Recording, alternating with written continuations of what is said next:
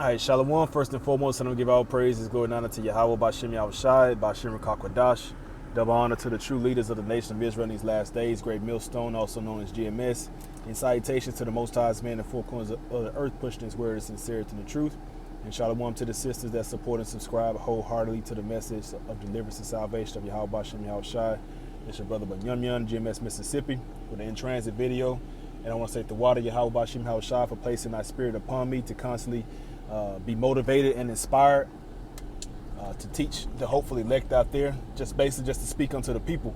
Hey, because out of the mouth of the Heavenly Father's prophets, all things are established. You know, every word that is written in the Holy Scriptures are written as inspiration and motivation for the reader.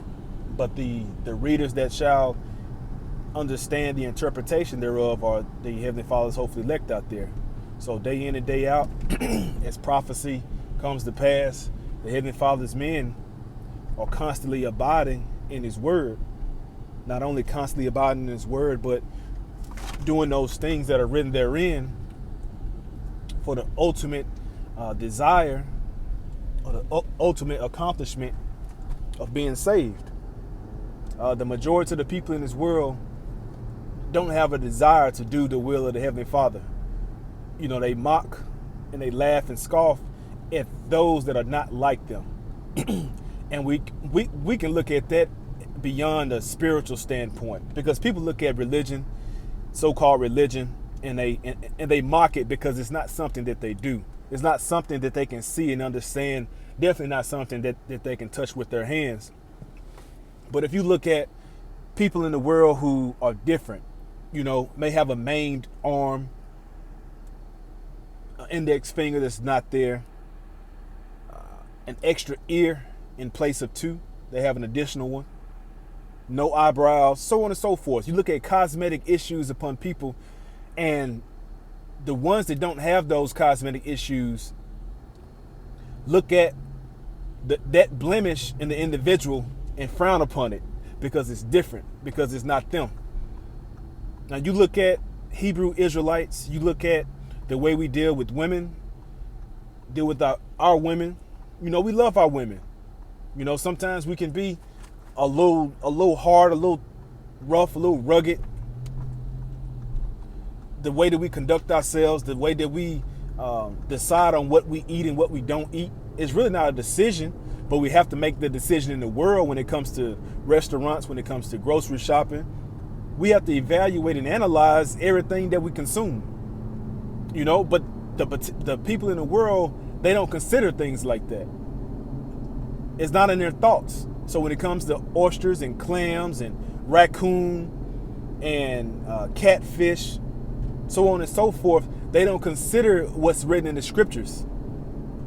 And because they don't know what's written in the scriptures, or they don't acknowledge what's written in the scriptures, they look at you strangely. That's why the scriptures say, as it is written, they think it's strange that we run it not to the same excess of riot. You know, they think it's strange because we don't do those things that they do, and they don't do the things that we do. So instead of an understanding there, instead of the consideration being there, you're talked about. Even when the Lord, the people know him as Jesus Christ. Even when he was on the scene, they laughed him to scorn. They talked about him for being different. They mocked him for what he believed. They mocked him and ridiculed him for what he professed, what he proclaimed. So I tell you, there's absolutely nothing wrong with being different. And you fathers out there, you teach your children the same thing. There's nothing wrong with being different in righteousness.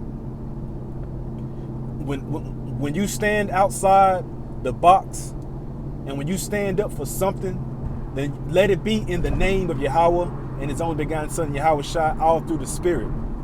If that makes you different, if that makes you talked about, if that makes you frowned upon, then so be it. That's the best time to be happy about being, quote unquote, put to shame. Because there's no shame in the glorification of the Heavenly Father and his only begotten Son. There's no shame in that at all. The shame comes upon those who try to make light of it, those that try to mock you for it. Because one thing about it, evildoers, they want you to partake in the evil that they do. They force that upon you. Though the hopeful elect of the Heavenly Father force not their opinion upon the world. You know? They don't look at anybody to say, do this, do that, be like this, don't eat that. That force does not come. The word is professed, and hey, if you don't have the Spirit to do it, you don't have the Spirit to do it. But the Heavenly Father says this, His word says that, so be it. But always remember that light overtakes the darkness. When it shines, when that light is shining bright, it overtakes the darkness. But you allow your light to go down, then that darkness overtakes you. And that's what darkness is meant to do. It's meant to utterly consume.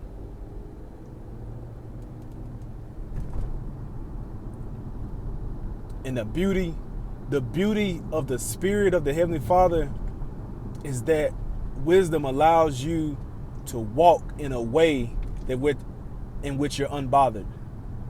You know, you get a little perturbed here and there, but ultimately you're able to walk unbothered because you know the end game. You know the result of what you're doing. You understand what you're in. You understand why you do it. Like, even take example, this guy right here walking on the sidewalk. The guy right here with the headphones on. And it's nothing against people. It's nothing against so-called individuals out there.